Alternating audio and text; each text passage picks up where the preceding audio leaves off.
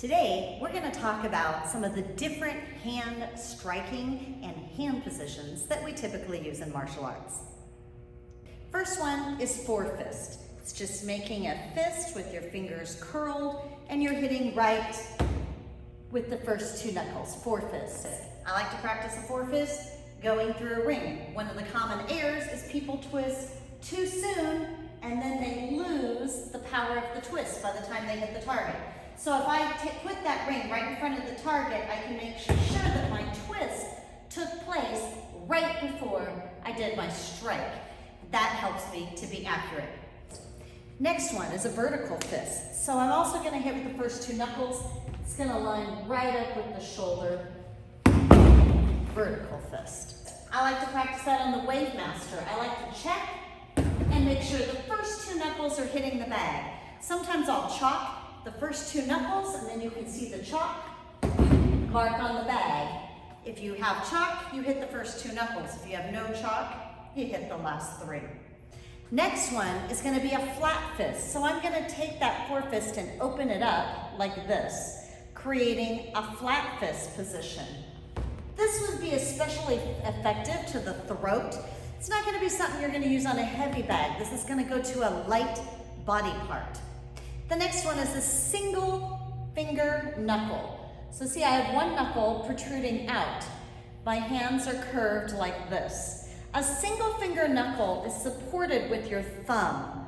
Notice, I'll turn it this way. See how I locked that finger in with my thumb? I'm squeezing pretty hard. This is going to be used to apply a pressure point. Next one is a single knuckle.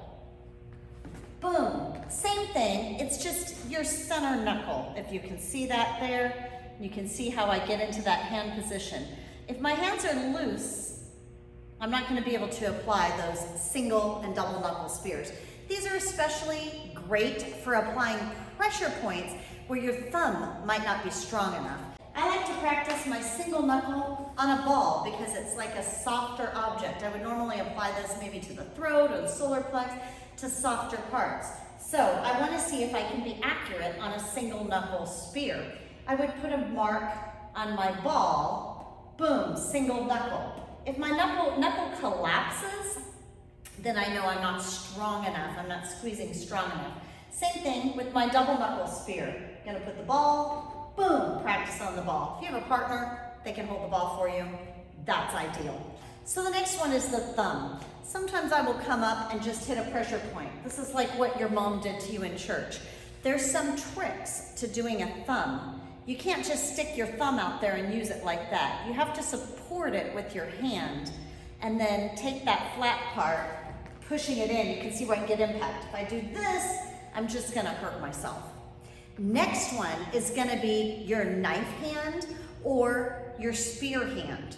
So a knife hand, you're gonna come around, I'm gonna hit right here on the meat. Don't hit your fingers because it's gonna squish them together, it's gonna hurt, cause injury. I have to hit right here. Knife hand is great for hitting the throat, for hitting the ribs, in between the floating ribs. Reverse knife hand, which literally comes from the other direction. Same thing, but it's striking from the other direction. Or you could strike across this way, still hitting with this outside part of your hand. I like working on knife hands on the Wavemaster because it's a real good litmus test if I'm using my body and my hip. If my hip stays back and my hand goes in, I'll have very little power. If I turn my hip with it, I'll have a lot of power, so the Wavemaster gives me great feedback. You have a single finger. Single fingers are great. I love to go in with single fingers and double fingers into the clavicle. If you don't know where the clavicle pressure point is, it's right here. So if I come up behind somebody, boom, I can do double fingers clavicle. I can also go up under the pectoral muscle with a single or double finger and then pinch the nerve. That's also quite effective when you're controlling an opponent. All right, a single finger and a double finger and upward and downward fingers. I like to practice those with some kind of a target. So if you have a picture of pressure points on the body, that's a great way to practice. Those single finger, boom, double finger, I prefer double finger almost always, boom, can you come in and hit it accurate? Thumbs, one of my favorite pressure points, boom, coming in and seeing if I can aim. Now, double fingers for clavicle, you can practice on the top of the Wavemaster if you don't have a person, because really it's the wrist position. If I do a double finger like this, I'm giving a massage. But if I do a double finger with my wrists up and poke it down and use my stance for pressure, then I'm actually going to hit that pressure point with some power where somebody's going to feel it. That brings us to an arc wrist. An arc wrist is like this. Now, that looks kind of funny to be a striking point, but really, if you're going in for some pressure points that you can pinch, it's quite effective. Like I was talking about, shoving the hand up under the pectoral muscle and squeezing the pressure point. You also have some of those pressure points in the legs, and if you have somebody who has enough muscle on their arms, they're also quite effective for rolling and pinching into the nerves. All right, next one, palm hand. You're gonna hit right here with this bottom portion of your hand. Boom, palm hand, and strike. My favorite way to practice a palm is literally on a break board.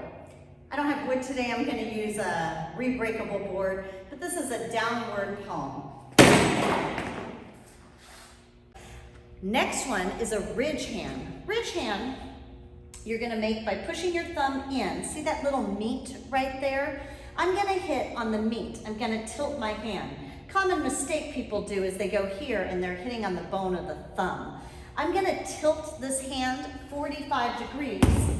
Boom, if you can see that flat section right there where I'm hitting, ridge hand. Another popular technique for board breaking, great for hitting in between ribs, soft areas of the body, solar plex, right into the ridge hand. I like to practice ridge hand either on a Wavemaster or with somebody holding mitts. Key to the ridge hand is practicing being accurate.